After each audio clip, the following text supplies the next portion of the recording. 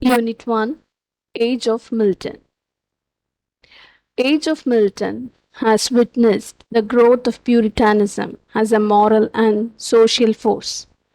Establishment of Puritanism as a controlling power in the state and the religious and political struggles has helped us to establish itself strongly. Milton was born in Brett Street, London on 9th December 1608. His father was lover of literature and art. He was educated at St. Paul's School and Christ College, Cambridge. He had an untiring devotion to learning. He left London in 1639 and in 1640 he involved himself in the Puritan movement against royalists. His early poetry.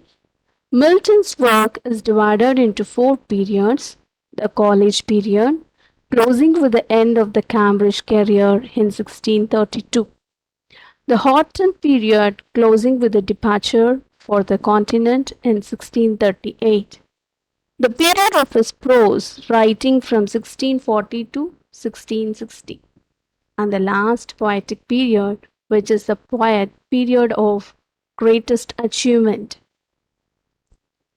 First, the college period. The remarkable poem of this period is Ode on the Morning of Christ's Nativity. It's a remarkable poem. It reveals his unique style and it was written when he was just 21 years.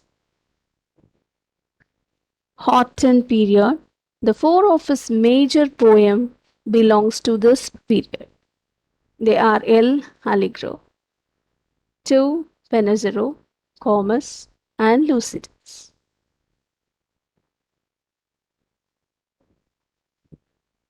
The period of his prose writings, his prose works are not interesting as his poetry. The greatest prose work is Areopagitica. This is a plague for freedom of thoughts and speech, and it should be read by all the lovers of literature. The last poetic period, the greatest epic period, Paradise Lost, Paradise Regained, and Samson Agonist were written in this period.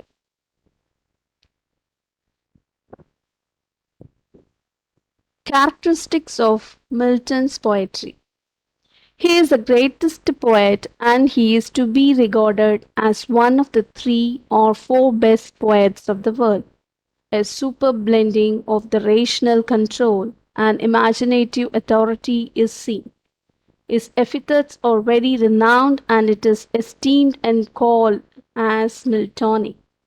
This is seen in the opening scene of Paradise Lost.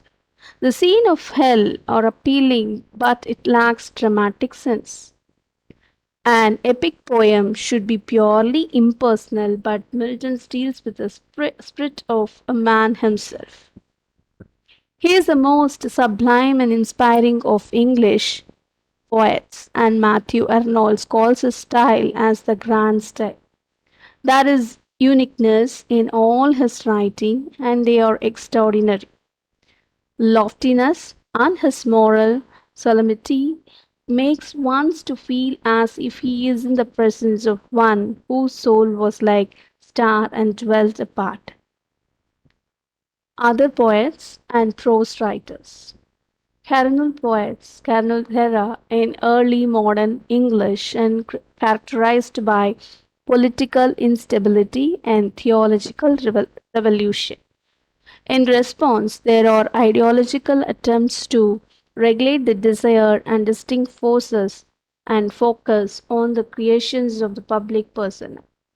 These crises lead to anxieties about gender, performance, and the body. The poets were a group of verse writers in the rule of Charles II. Most of the poets were secular and some were religious. The importance of them is Robert Herrick. He has written both secular and religious poetry with equal facility. His religious poetry was published under the title Noble Numbers and in the same volume in 1648 under the that of Hesperides. The poems are miscellaneous in the characters, comprising addresses to friends, fairy poems, occasional poems on all sorts of subject, and many love poems. In the cavalier groups of colonial poets, whose inspirations was entirely or almost secular, the people and the principal names are those Thomas Crew, Sir John Suckle, Richard Lovelace, Andrew Marvell. Of other colonial poets who found their main interest in religious and the most widely known was George Herbert, Richard Carshey, Henry Wagon.